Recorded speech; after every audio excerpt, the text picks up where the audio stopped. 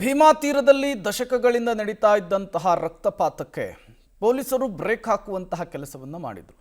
ಮತ್ತೆ ಇತ್ತೀಚೆಗೆ ಭೀಮಾ ತೀರದ ನೆಲ ನೆತ್ತರಿನಿಂದ ತೊಯ್ತಾ ಇದೆ. ಹಾಗಾಗಿ ಪೊಲೀಸರು ಈಗ ಮತ್ತೆ ಅದಕ್ಕೆ ಬ್ರೇಕ್ ಹಾಕುವಂತಹ ನಿಟ್ಟಿನಲ್ಲಿ ಕ್ರಮಕ್ಕೆ ಮುಂದಾಗಿದ್ದಾರೆ ಅನ್ನೋದು ಗೊತ್ತಾಗ್ತಾ ಇದೆ. ಹೇಗೆ ಅನ್ನೋದರ ಡೀಟೇಲ್ಸ್ ನಿಮ್ಮ ಮುಂದೆ.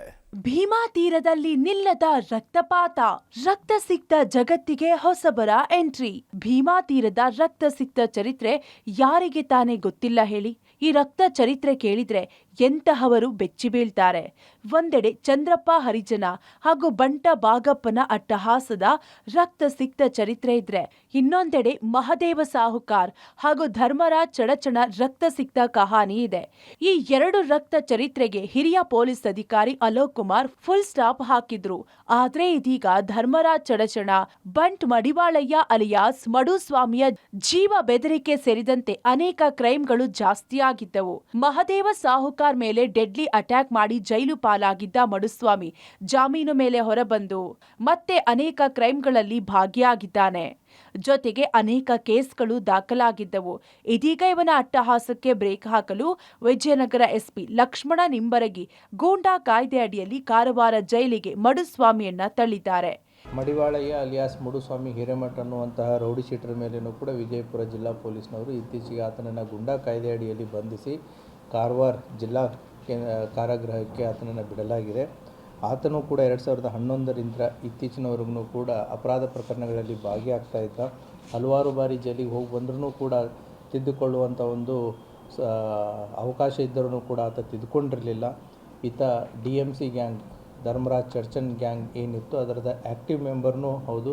ಮತ್ತು ಧರ್ಮರಾಜ್ ಚಡ್ಚನ್ ಡೆತ್ ಆದಮೇಲೆ ಆ ಗ್ಯಾಂಗಿನ ಒಂದು ಮುಂದಾಳತ್ವವನ್ನು ವಹಿಸಿದ್ದ. 2020ರಲ್ಲಿ ವಿಜಯಪುರ ರೂರಲ್ ಲಿಮಿಟ್ಸ್ದಲ್ಲಿ ನಡೆದಂತಹ ಒಂದು ಇದೇ ರೀತಿ ಚಂದಪ್ಪ ಹರಿಜನ ಸಾವಿನ ನಂತರ ಆ ಕುರ್ಚಿಗೆ ಶಿಫ್ಟ್ ಆಗಿದ್ದ ಬಂಟ ಬಾಗಪ್ಪ ಯಾವುದೇ ರಕ್ತಪಾತಕ್ಕೆ ಇಳಿಯದಿದ್ರು ರೌಡಿಸಂ, ಬೆದರಿಕೆ, ಹಣಕ್ಕಾಗಿ ಜೀವ ಬೆದರಿಕೆಯ ಅನೇಕ ಕೇಸ್ಗಳು ದಾಖಲಾಗಿದ್ದವು.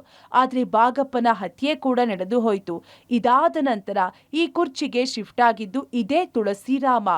ಆತನ ಮೇಲೂ ಕೂಡ ಹತ್ಯೆ, ರೌಡಿಸಂ, ಜೀವ ಬೆದರಿಕೆ ಕೇಸ್ಗಳಿದ್ದು ಇತ್ತೀಚಿನ ದಿನಗಳಲ್ಲಿ ಬಹಳ ಚಾಲ್ತಿಯಲ್ಲಿದ್ದ ಕಾರಣ ಇವನಿಗೂ ಕಡಿವಾಣ ಹಾಕಲು ಇದೀಗ ಪೊಲೀಸ್ ಇಲಾಖೆ ಇವನ ಮೇಲೂ ಗೂಂಡಾ ಕಾಯ್ದೆ ಅಡಿ ಕೇಸ್ ದಾಖಲಿಸಿ ಚಾಮರಾಜನಗರ ಜೈಲಿಗೆ ಕಳುಹಿಸಿದ್ದಾರೆ. ತುಳಸಿರಾಮ್ ಹರಿಜನ್ ಅಲಿಯಾಸ್ ಬನ್ಸೋಡೆ ಅನ್ನುವಂತಹ ವ್ಯಕ್ತಿ, ಈತ ಬಾಗಪ್ಪ ಹರಿಜನ್ ಅನ್ನುವಂತಹ ಮೃತನಾದಂಥ ರೌಡಿ ಶೀಟರ್ನ ಫಾಲೋವರು.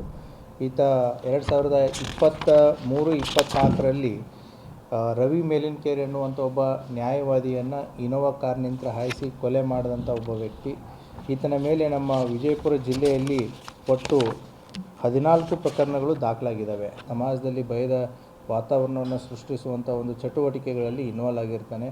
ಇಲ್ಲಿ ಇಸ್ಪೇಟೆಗಳನ್ನು ಆಡಿಸೋದು, ಅದರಿಂದ ಬರುವಂಥ ದುಡ್ಡನ್ನು ತನ್ನ ಹುಡುಗರನ್ನ ಸಾಕುವಂಥ ಒಂದು ಕೆಲಸವನ್ನು ಮಾಡ್ತಾ ಇರ್ತಾನೆ.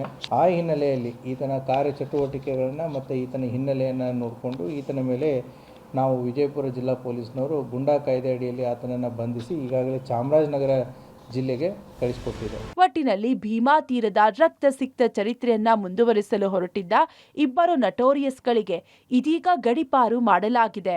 ಆದ್ರೆ ಈ ಹಿಂದೆ ಇವರಿಬ್ಬರು ಜೈಲಿನಲ್ಲೇ ಕುಳಿತುಕೊಂಡು ತಮ್ಮ ಕ್ರೈಮ್ ಲೋಕವನ್ನ ನಡೆಸುತ್ತಿದ್ರು. ಈಗಲಾದ್ರೂ ಇವರ ಕ್ರೈಮ್ ಲೋಕಕ್ಕೆ ಲಾಕ್ ಬೀಳುತ್ತಾ ಅಥವಾ ಮತ್ತೆ ಈ ಜಾಗಕ್ಕೆ ಬೇರೆಯವರು ಬಂದು ಕೂರ್ತಾರ? ಕಾದು ನೋಡ್ಬೇಕು. Purushottam Kulkarni, public TV, Vijayapura.